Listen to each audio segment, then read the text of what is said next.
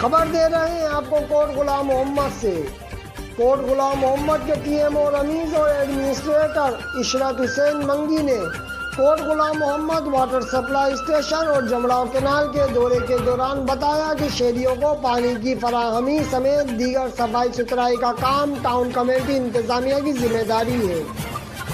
हमने हाल ही में town committee coat गुलाम मोहम्मद का चार्ज संभाला है। हमें मालूम हुआ है जमड़ाव कैनाल नहर की सालाना सफाई के दौरान पानी बंद होने से शहरियों को हर साल परेशानियों का सामना करना पड़ता है और आवाम ड्रामों के जरिए पैसों से पानी खरीदने पर मजबूर हो जाती है।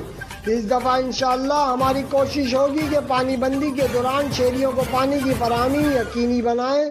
इस सिलसिले में वाटर सप्लाई स्टेशन का दौरा किया है।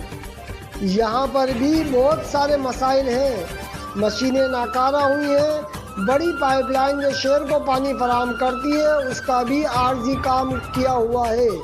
जमड़ाव कैनाल जो कि सालाना सफाई के लिए बंद हो रहा है, जब तक इसमें पानी मौजूद है हम अपने ट्रैक्टर के ज़रिए पानी लिफ्ट कर रहे हैं। जबकि इस मौके पर शहर के नौ मुंतखब कौंसलर शफीक अहमद कायम खानी भी जमड़ाव कैनाल नहर पर पहुँचे और टीएमओ एडमिनिस्ट्रेटर को शहर के मसाइल से आगाह किया।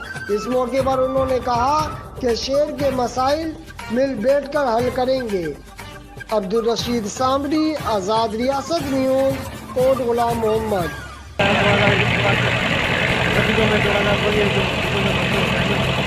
थोड़ा